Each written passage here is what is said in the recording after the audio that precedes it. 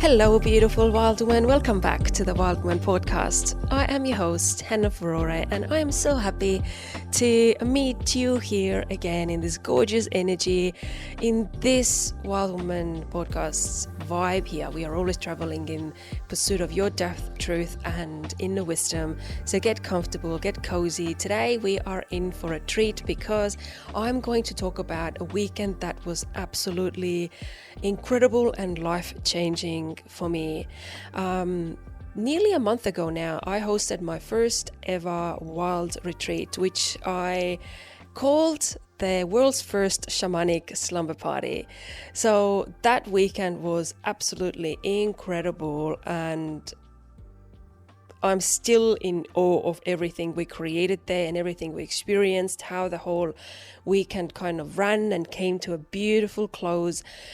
It was really, it's just something that you just need to experience. That what I don't want to do today is just tell a story and then we did this and then we did that style story.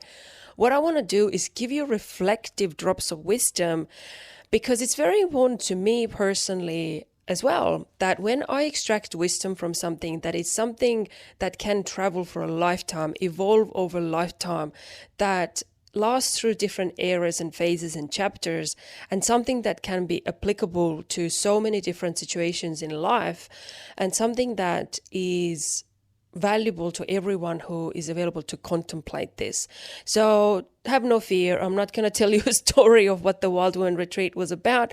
Maybe if you don't, you weren't there, or you're not maybe interested or don't know it, this is going to be my point of view as the creator, as someone who hosted the retreat and has taken a lot of time to contemplate the aftermath of it.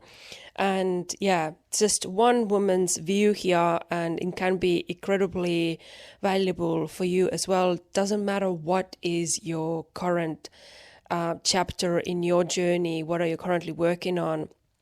It's one of my missions in life to make things valuable because what they give are in the world. And this weekend was incredibly valuable for, thousands of reasons, but the wisdom it has given me to take with me as a very valuable kind of like a backpack with me is one of those reasons why this weekend was very memorable, incredibly beautiful, and life-changing for me. So I took myself some notes actually, because people really wanted to hear about the Wild Woman Retreat reflective points from me. I posted a little poll on Instagram a few weeks ago about what could be my next episode here in the podcast, and Wild Woman Retreat reflections got a lot of votes and won over everything else by far. So here we go. And I'm going to take my time with it because, it's my podcast. I want to take time explaining things, talking through things, contemplating things, not just rush things through. And, there's a value in speed and sharpness, but there's also value in just relaxing and giving yourself time to speak, giving someone else time to listen and come to the journey with me. So let's just go for it. And I rarely take notes, but I did take notes for that. And I have 8 points written out. So number one, what I found incredibly powerful, important, and what I knew already before as well, but this retreat showed me this so beautifully. And this is the wisdom of letting go. And what I mean by this, it doesn't just mean of like, if something annoys you, then just like let it go and move on. It's not like this. It's letting go more as in allowing yourself to be in the flow of what you are experiencing. So I want to tell you just a little bit of what happened in the last morning of the retreat. So interestingly enough, we start from the end of the retreat, because that was definitely a highlight of my whole career as a Wild Woman coach, I think. We had a beautiful closing ceremony where I took ladies through a beautiful morning movement that followed with a gorgeous meditation that reflected on pretty much the whole retreat. And then gentle sound bath, and I was playing my drum, my gong, gave everyone a bit of a clearing with these different beautiful instruments. And I feel like during all of these activities, I was most at one with myself, with the energy around me, with everything who I am than I have ever been. And my whole body was just buzzing. I have these moments quite often. They started about maybe a few years ago, where certain body part, like my heart or my throat, or some sort of energy center starts completely vibrating. And when first time this happened to me, I remember waking up in the middle of the night. It was thunder outside. I was in Gold Coast because it was the first night of a 3-day weekend where I was a coach in a room for a very big self-development event. And a lot of things happened that didn't go with the plan at that weekend. And we all had to kind of rise to the occasion because it was throughout the COVID as well. So it was a lot of challenges came along with this weekend. But we all really kind of were rising to the occasion of these challenges.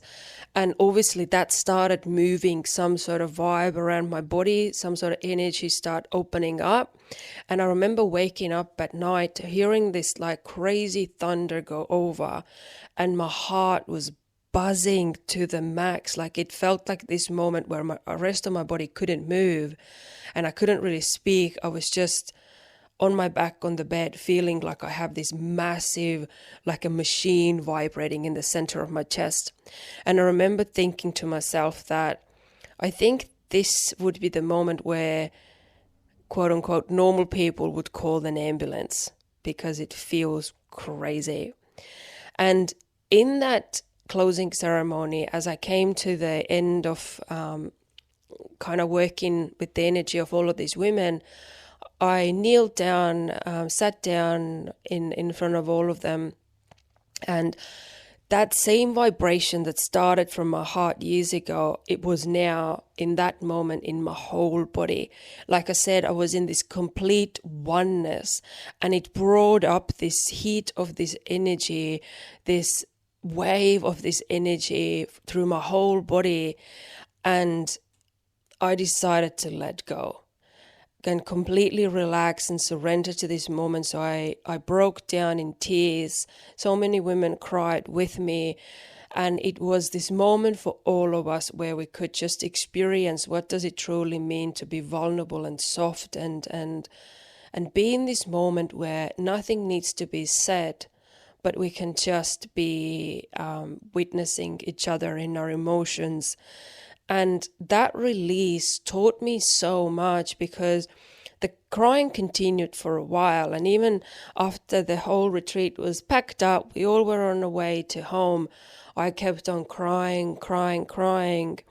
And sometimes after big events like this, or even holding a circle or a fire ceremony or a healing session, if release doesn't happen, not every time it needs to be in a way of crying or something as big as this moment was, but if the release doesn't happen, it can cause massive headaches, massive fatigue, massive like a crash after the event, problems with digestion, even fainting I've experienced. Although all of these things can be also what me and like my mentor called the ascension symptoms. As you grow, as you evolve, the body's energy needs to constantly keep up. So you can actually get very physical symptoms like extreme tiredness, like,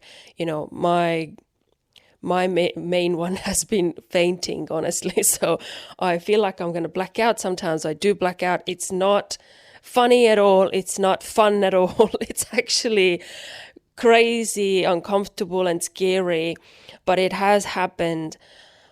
But here's the wisdom. If we allow ourselves to let go and process things as they come and as they go, then they can actually be processed, and we can let these things go. We can take the wisdom, we can take the memories, we can take the beautiful energy, but we don't need to constantly keep carrying this and trying to like push things down, suppress things down.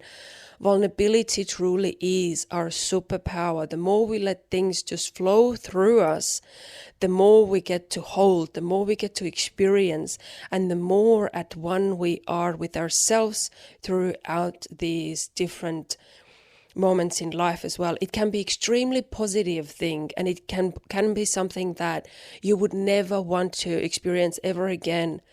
But this release and allowing that energy to surface and allowing yourself to have an emotional release, whether it's like a cry, maybe a scream, maybe words that you want to just say out loud, maybe you want to shake your body, maybe you want to move, run, jump, whatever it is that you want to do, sometimes just accepting that this is, yes, that's how I feel. It doesn't have to have a big, like a cathartic release to it. But the vulnerability of witnessing yourself and allowing yourself to be witnessed by others, it's medicine for our body, mind, and soul. And our body doesn't want to hold on to really anything, doesn't want to hold on to things that we suppress, whether they are good or bad things. For our body, energy is just energy. It doesn't necessarily like categorize what's good or bad. It's just wants to flow in a constant movement and energy. We as humans, we unconsciously think like, well, this is negative, so I'd rather not touch that. Let us bury this down somewhere deep in the system. But we can't actually bury things anywhere. They are either in our body, or we can let them go. We can let them flow. We can let them process. We can let them heal. We can work through these things. But very often, obviously, the negative things are the things we hold on to. We try to force them somewhere down in a pit of a stomach and wonder why we have digestive issues, wonder why we're tired all the time, wonder why we're always, having sleeping issues, why we have these headaches all the time, why I feel like someone hit me with the bat at the base of my head, back of my neck, because I have tension headaches all the time. Because we most likely carry a lot of suppressed energy with us. Energy is energy, whether it's related to something ancient that happened a long time ago in childhood, something that happened a week ago, or something that happened tonight, and I'm still holding on to it. We want to practice just the strength of our heart and strength of our body to just hold feeling the emotions. And that moment there in the retreat truly highlighted this for me, how beautiful it is to let things flow and show vulnerability, feel vulnerability, and feel the true power of it. Watching someone else like beautifully, softly crying is very emotional. Allowing yourself to do that is different story. So yes, allow yourself to have the emotional expression as much as available to you. And if you feel this is something that definitely is not available to you, I would recommend reaching out to a healer, to someone who can help you slowly opening up, because you kind of want to be present in your life and you want to feel the freedom in your body to be able to just experience flow and not just hold on to things. We want to let go, and let go, and let go. All the things just in the beautiful, beautiful flow of life. That was number one. Number two, silence is medicine. So, I think maybe 5 or 6 weeks ago, I did a sound healer introductory training, which was a beautiful, incredible experience for me, and I loved every minute of it. And there I really paid attention to this simple teaching, a simple idea that every rhythm consists of both sound and silence. And I think this is so profound, and in a contemplative energy, looking back at this beautiful wild retreat as well, putting this into this retreat concept and a retreat context and a context of life and a context of wild woman rhythm and energy, we need the silence. And more I have been truly starting to value it, starting to offer it, starting to use it as medicine to incorporate into meditations. And you know what? It doesn't mean that it's silence as completely no sounds around you. It's a silence as inner stillness, maybe. Silence in the way that you perceive it as silence. I've said that many times before, that listening to, for example, a medicine drum on the background of crackling fire is silence to wild woman. And so expand that out for you. Like, what is this silence in the rhythm for you that creates the rhythm with the sound?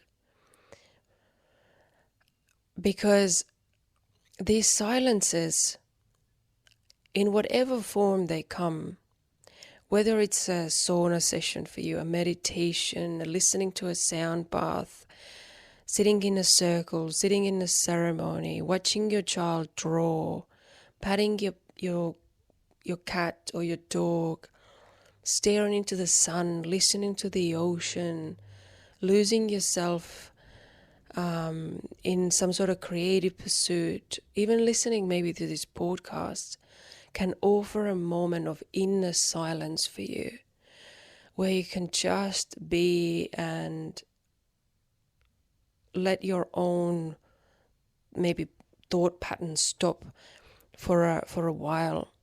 Because in these moments of silence, our own spirit can speak, our heart can speak. We're not trying to constantly talk over something. And maybe silence is something where we can actually listen. Maybe we can listen in silence. And for me, as a facilitator of this retreat,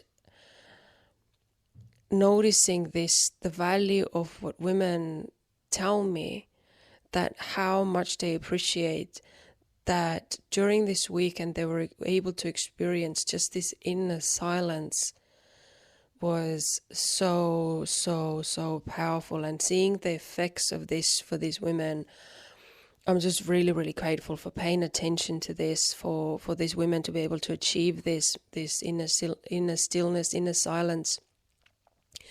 And this is something definitely that I take for life and take into more and more into all of my practices. And it makes sense as well, because we're living in this modern time where we have a lot of sensory stimulation. We have a lot of screens, a lot of sounds. It's everything so accessible. We can experience so much in this moment, like when we only open social media for a few minutes, we've seen maybe hundreds of people, read so many news around the world. Sometimes we need to just simplify and let ourselves be and enjoy. For example, for some reason, I feel the call to share this with you ladies at the moment. I have, at the moment in Queensland is cold, so I have the pleasure of spending some of these cold mornings in bed, and usually I have my littler dog Pips Piper with me, and Pips loves to sleep under the blanket, so she is somewhere usually curling up like a little ball somewhere next to me, where I can always feel that she is right against me somewhere. And she's always under the blanket. She loves to burrow under and make herself a little cave there. But at some point I started to join her there. And I have quite a dimmed light bedroom with a very small window. So it's low lighting here anyway. And early in the morning it's dark outside. And when I go under this, I have this favorite blanket, and the blanket cover that is dark green. So when I go under this blanket, it's even when you open your eyes and you're looking for light, it's completely black. And going under the blanket and cuddling up to Piper is just, I feel like in just 2 minutes of just staying there in this, it feels like it's a massive hug from the universe. I feel like I'm resting more than I could be resting when I sit down for 5 hours trying to relax watching Netflix. Even in a couple of minutes of this warmth and complete darkness and silence, just listening to my dog breathe and myself to just breathe there is so restful. In these little things we truly are so recharged if we pay attention. So allow yourself to find the silence and be selfish in creating these moments of silence, or whatever help you find that silence within, so your rhythm can fall into place as well and find its rhythm and sound more beautiful to you. It's not exhausting. It's not something that drags you down or you have to keep up with. Silence is part of that rhythm. Number 3, beautiful wild woman, is the simple wisdom of that some things you just need to surrender to. Yes, there is this big part that when you're creating something, quite big for me to completely solo to put together and hold. There are a lot of logistical things you have to kind of surrender to. I don't know, the venue, the communications, the other women involved, other facilitators involved, the weather, the energy, the moods, what's happening in everyone's lives outside of the retreat. I don't know, parking spaces, whatever, these details, these logistics, these very physical, normal world things, like you got to surrender to the fact and hope for the best that, it will be what it will be. But there's obviously with me a deeper side to that. And let me tell you very briefly a bit of a personal journey. For some reason, for past, I don't know, maybe a year, maybe less than a year or so, up until that retreat, I was nearly daily contemplating what is that I actually should be doing. It's very extremely vulnerable for me to share it with you here in a podcasting space that is open to literally the whole world. But so many of you have heard me, not that many actually, it's quite a personal story of mine, but have heard me talking about how sometimes I feel like almost like, what am I meant to be doing, or what am I doing? Because this shamanic wild woman life is now so natural to me. It's been years and years since I had a normal job where I was rostered into a kitchen roster, and like that was my income, that was my way of life, and my own hobbies and my own activities fitted around a job.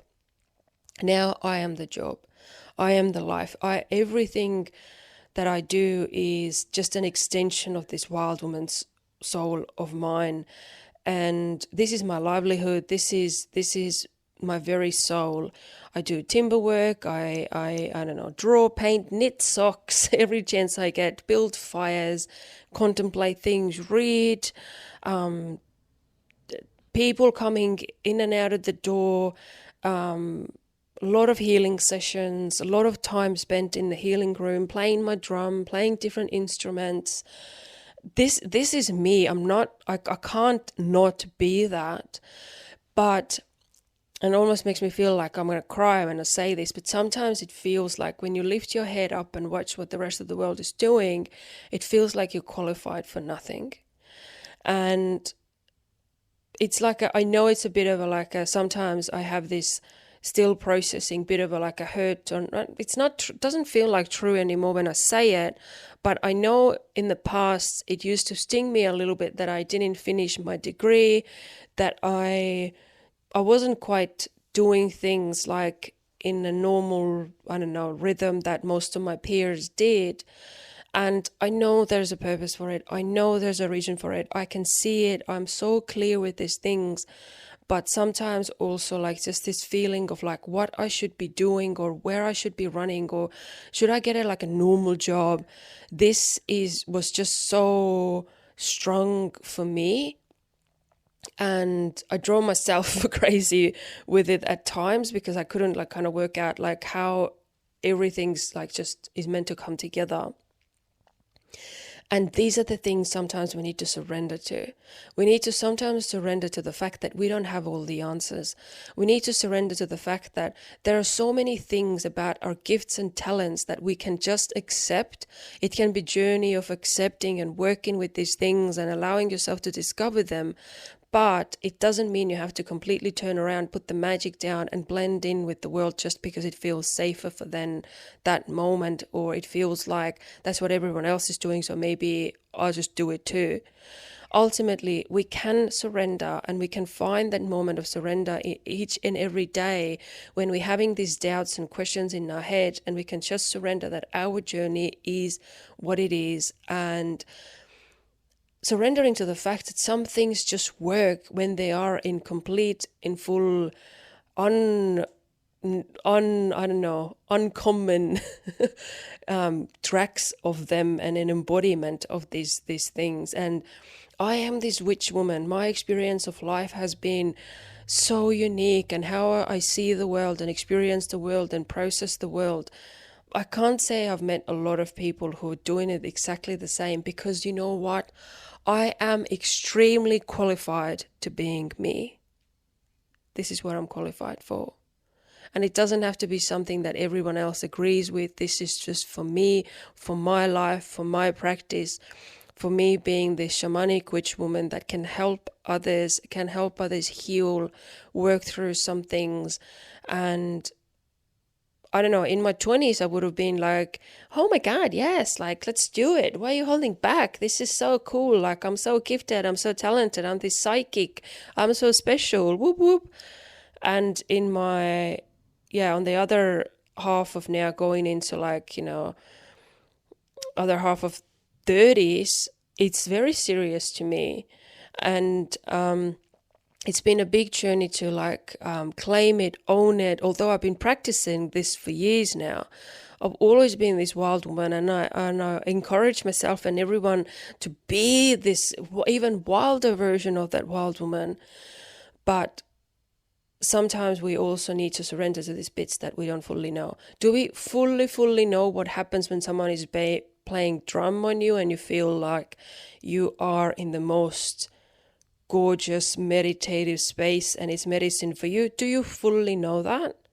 We can, assume, we can tell a story what it might be, but do we fully understand it? Maybe we can just surrender to it, enjoy it, and not overthink it. Leave space for magic and just go with that journey. And that surrender, that maybe I can just surrender to the fact that I am this woman, and let the rest of the world come together around me. I don't need to make everything make sense all the time. Surrender, surrender, surrender.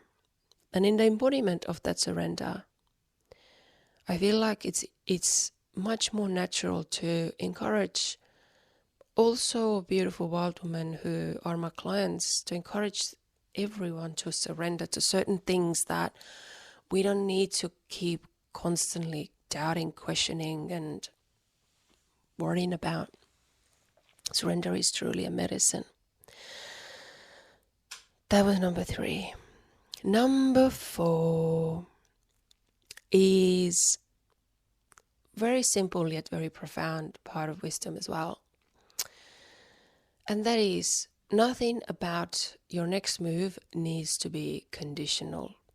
What was very much highlighted for me through the retreats and my own journey to the retreat, through it and after retreat, is sometimes how we speak is that we need to work something through, or we need to achieve something or do something before we can enjoy something else. And it comes very often, like in especially in the self-development and healing space, through this idea of like, if I want to get this, I need to do that. If I'm doing that, that, I can then move to this. But I want to keep this point very short and sharp and kind of offer this for your contemplation. What if something doesn't need to die for you to create something new? What if something doesn't need to completely burn down before you are able to build something new? What if not everything about you needs to be fully, whatever word you want to say, healed, integrated, shifted for you to be able to still focus on the things you want to do? Yes, certain blocks may arise, you work through them, but we don't need to set these conditions to ourselves that something needs to change before I can look at the thing I want to look at. Sometimes only thing we need is a redirection of energy. And very often I hear in healing sessions people are saying, oh, I have this core wounding. I'm carrying these wounds, this trauma. And that they decide is blocking them, for example, from doing something like moving, leaving a relationship, changing a job, starting a hobby, trying out ceramics, trying out dancing. Is it really truly stopping you though from doing any of these things, or at least attempting yourself, just because something happened in the past? Is it truly really holding you back from bringing your energy to the things you want your energy to be at? Or is it something just that we say? It's important to notice our language, important to notice our mindset and where we focus our eyes and our heart and our mind, because these things become a spell and they act out like truth, and that's how we are manifesting our life and manifesting all the outcomes in our life. And I think sometimes we deserve to just allow ourselves to work through things that need to be worked through in our own time. And I'm not saying here that you just look over the things you've been through, look over your hurt, look over your these wounds that you believe yourself to have. We got to honor them, but they don't have to be the reason why you can't enjoy some moments of joy right now. They don't have to be necessarily something that holds you back completely from starting a new chapter at the same time as you're still working through some things. It's become one of my big missions through the work I do with women and men and teenagers and families and different dynamics is that we pay attention to this. What are the conditions we believe that we need to have for ourselves? Maybe it doesn't need to be that conditional. Nothing needs to burn down before something new can be built. That was number 4. Number 5 is also very simple. That might sound like the biggest cliche. But again, a bit of a story coming. So the punchline goes like this. The universe will back you if you back you. Just in case repeating, the universe will back you if you back you. And this is something that goes with this topic of surrender and goes with this topic of just letting yourself go and allowing things to just fall into place, and nothing needs to be burnt down so I can just create something.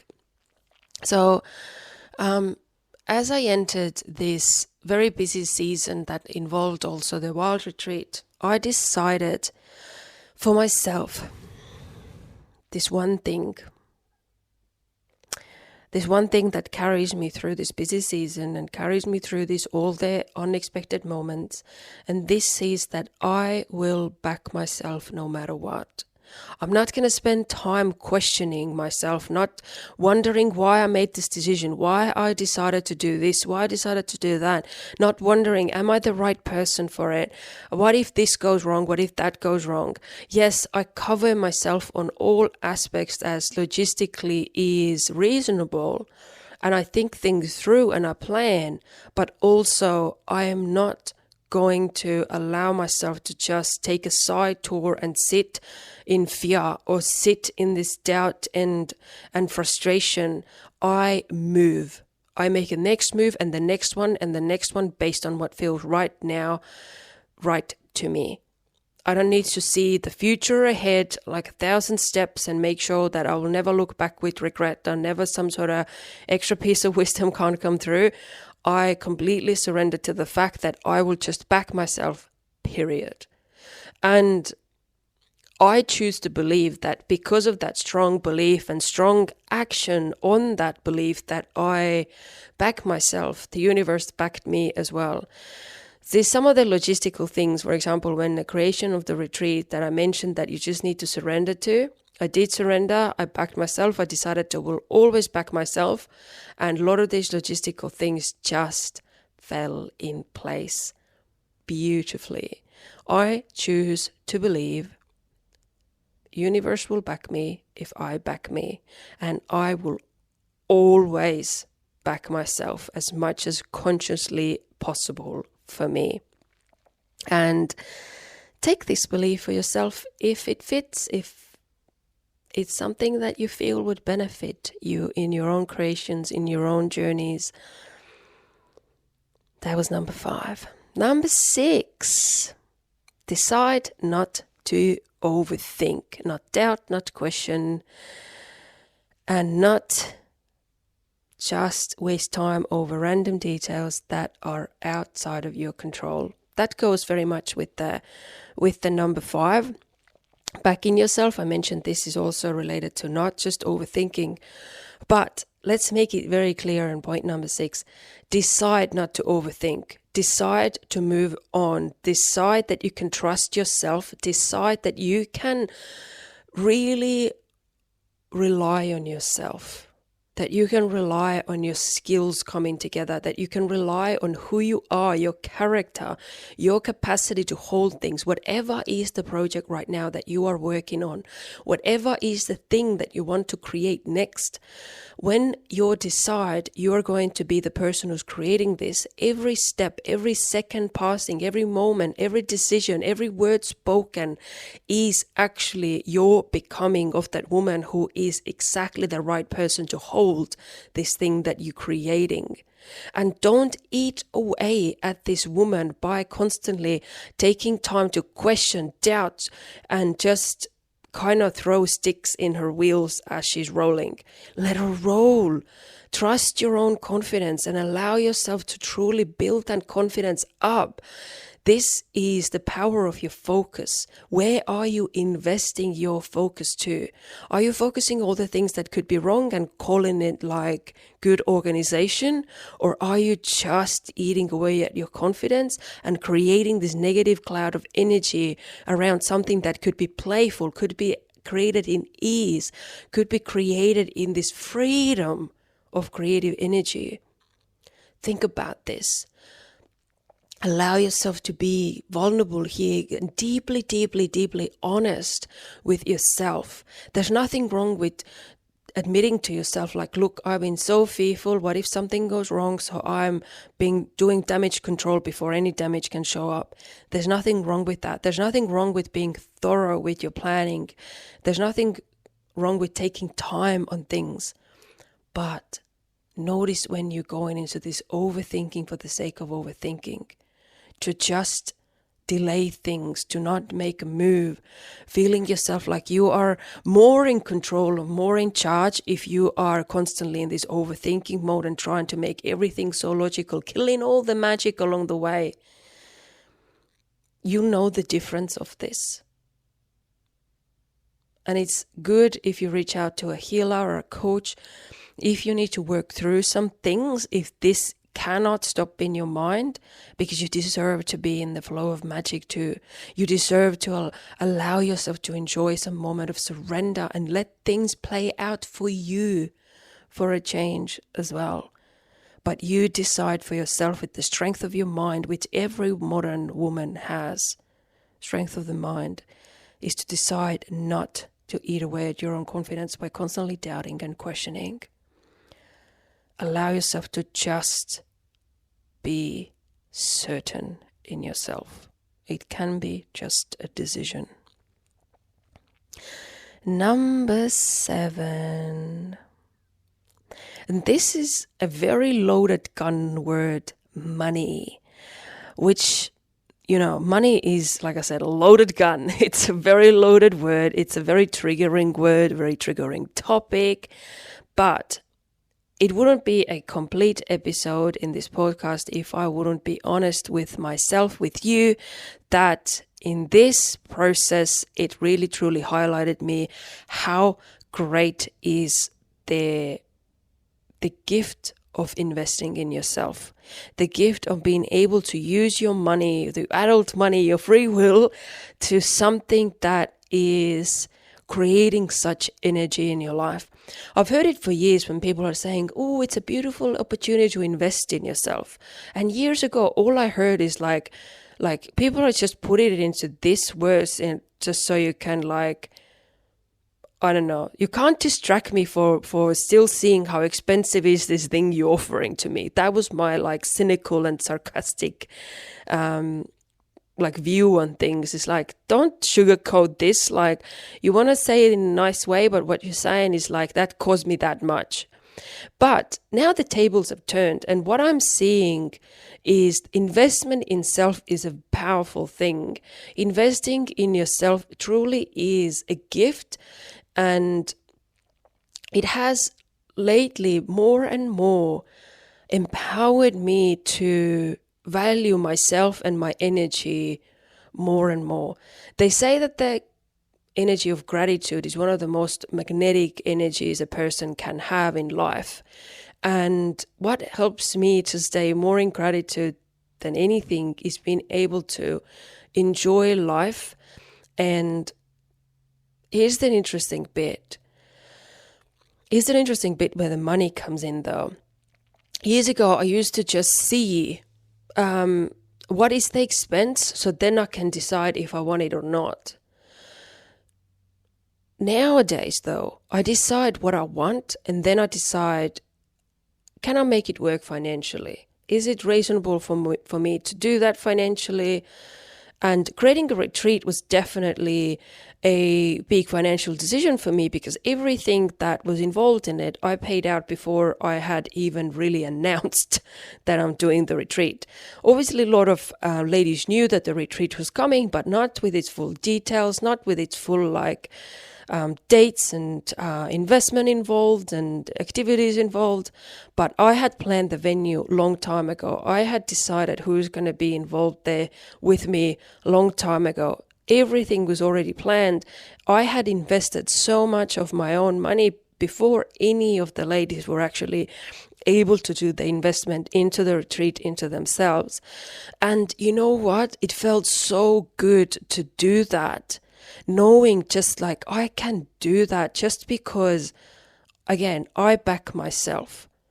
And whether it's going to plan or completely off the plan, what is the plan actually? Maybe there's some sort of divine plan I can surrender to. Either way, the woman I'm becoming through this process is incredible. And the energy that I hold thanks to these investments into myself is incredible. And more now, I practice it on the daily basis. And for me, this investment into self and what a gift it is, and how it helps you to start valuing yourself, start valuing your presence, start valuing your energy, start valuing who you are and how you're feeling on the daily basis. Greatest practice for me is it has been buying roses, buying flowers. Because you know what? Having a bunch of beautiful roses in your room, in your home, is something that is definitely a luxury. Nobody needs them.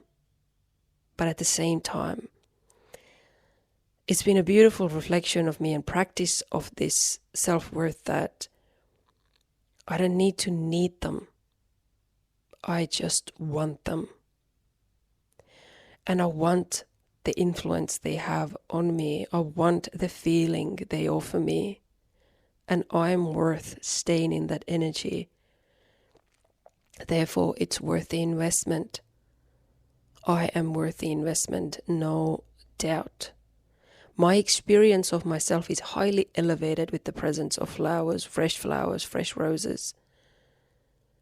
And that's what I'm paying for. I'm not paying for the roses, I'm paying for my own experience.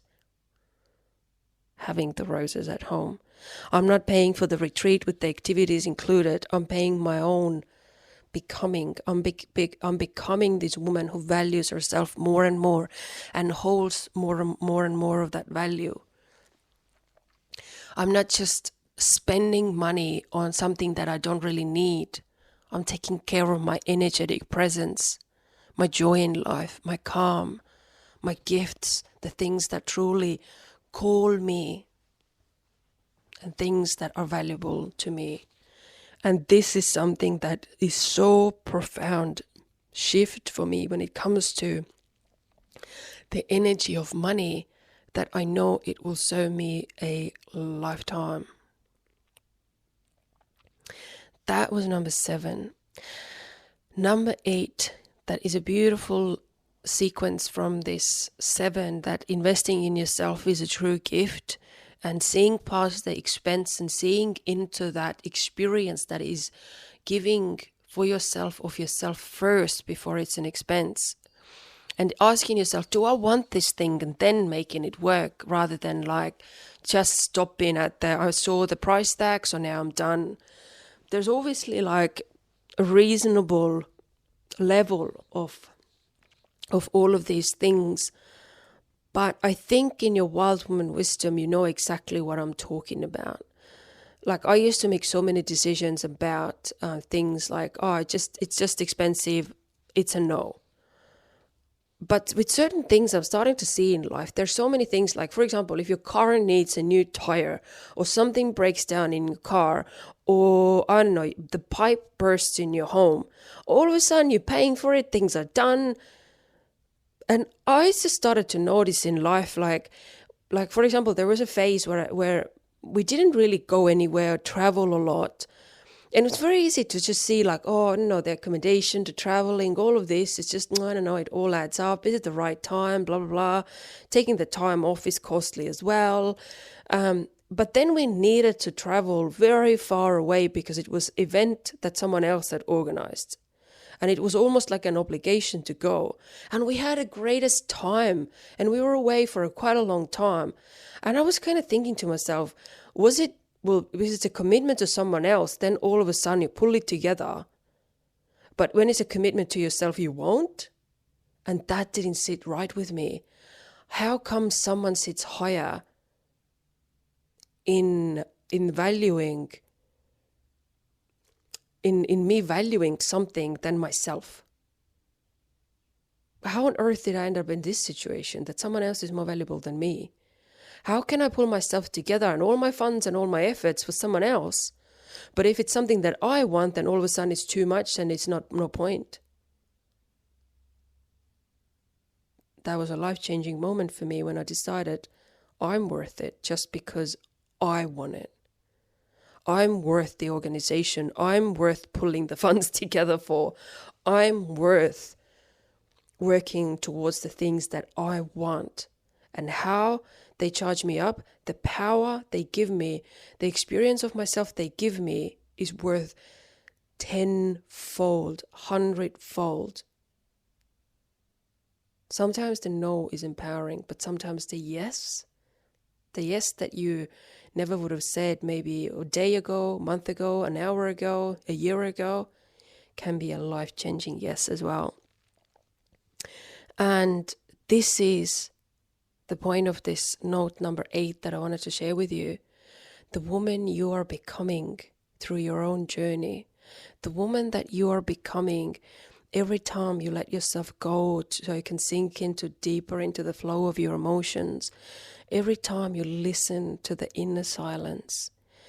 Every time you surrender a little bit more into your journey of life that is not maybe always linear or logical, but you just surrender that these are the things that you want. These are the things that you are great at. These are the things that are calling you. Maybe the world doesn't quite see it, hear it, understand it around you just yet, but for you, they feel like second nature. Every time you surrender to these things, you are becoming more like yourself. You're in constant journey of becoming the woman you're meant to be. You are in the journey of becoming. Every time You remove another condition from yourself, what needs to burn down before you look at the things you want to look at, before you move on to the next chapter. Every time you back yourself, the universe will back yourself on this journey of becoming. Every time you decide not to overthink and judge and question yourself and focus on the random details that are out of your control, you're becoming a stronger woman, a confident woman who just knows who she is and her worth and her value. Becoming that woman who's creating her own life, is in charge of her own life. She's the captain of the ship, not swimming next to the ship in the waves. She's on the ship. She knows the sea. She knows the ship. She knows herself as the captain. Every time you invest into yourself, you're becoming that woman who is the main presence, the first character if in her own life.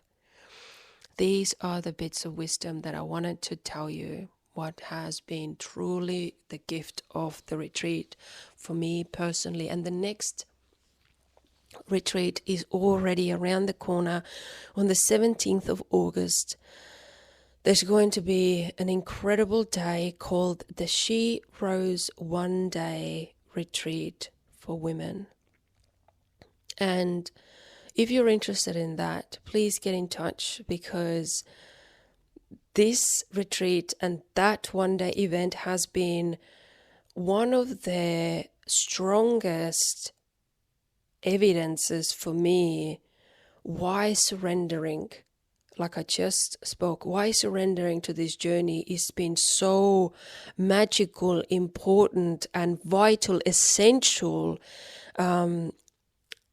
because how much we can miss out on our journey and the wisdom on who we are, on the magic, if we all keep it only in the mind. If we only make moves based on what is the most logical next step, that's such an uncomfortable comfort zone. Sometimes the bravest thing is to surrender. The bravest thing is to let go. The bravest thing is to allow yourself to think how great you are, acknowledge how great you are. And this one-day event, creating of this, for some reason, just a little backstory, for some reason I felt such a rush to put it out there, announce it to women quickly. So I did.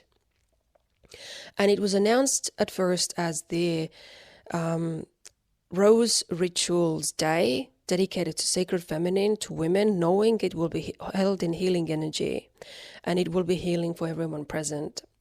And then the journey started. I was called onto this massive, massive journey that nearly every time I closed my eyes, I felt I made contact with some sort of ancient energy, ancient goddesses, literally having a conversation with Mary Magdalene in spirit, in meditation. That was life-changing for me. And these drops of wisdom started to come through, that I knew these are something that I'm meant to be sharing with all of these women. And where this journey took me is so far into the sacred feminine, into such depth of the truth of that sacred feminine energy, that I have cried more than I ever have, I think, this past month, putting this all together and working through all of these things. And what I have now seen and noticed, I've always been very aware of the fact that women are at the forefront of this inner work right now, in this awakening process, in this healing process.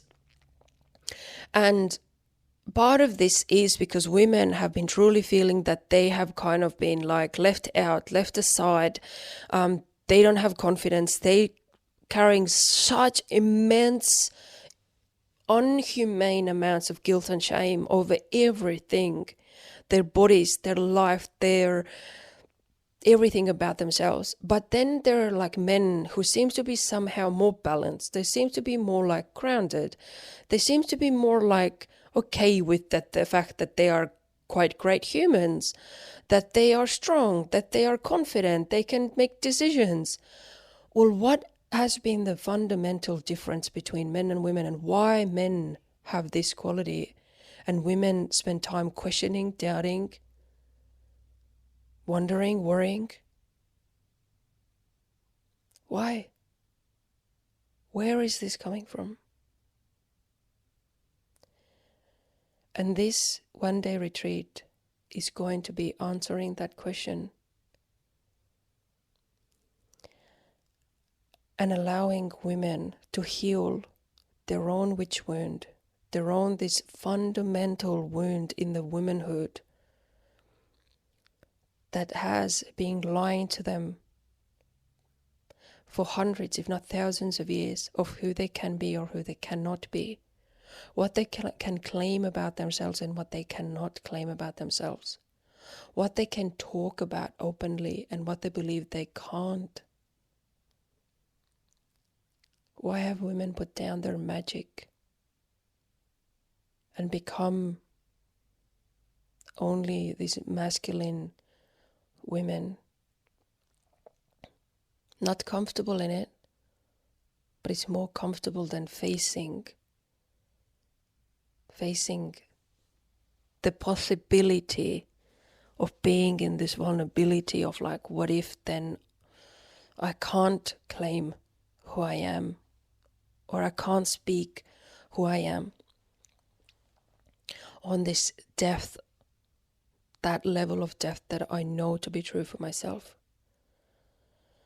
I can still see women how talking about energy and vibrations and meditational visions and things like this is like a taboo, almost something that I am saying it only to select few. This is natural to women, this world. And I want to be one of those women who sets the record straight. So if this is stirring something in your in the bottom of your stomach, in the depth of your heart, something that you just feel in your cells, that this is something that you would benefit from, or you know somewhere deep down that you're part of this mission as well, She Rose Retreat is going to be a magnificent day for you as well. Get in touch with me to join it. It will be an in-person experience in a gorgeous space, in a very, I would say it's a touch of luxury there, but still the same grounded, real, raw, authentic, shamanic vibe that is so natural to me.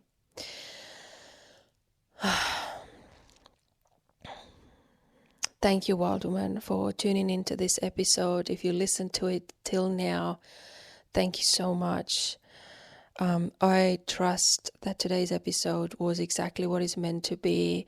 The timing of it was correct, although it took a long time for me to get it out because some technical issues of my mics and audio. That's why it took quite a while for me to get this next episode out. But I trust it was meant to be exactly here and now, how it just turned out. I'm wishing you a beautiful day. Allow yourself to enjoy yourself. Allow yourself to be in your joy of yourself. Allow yourself to let love in. Let the wild woman in, and let the wild woman breathe and stretch out and sing and dance and experience life to the fullest. I will see you, hear from you, meet you again very, very soon, where I see you, meet you, and hear from you. Sending you so much love, beautiful wild woman.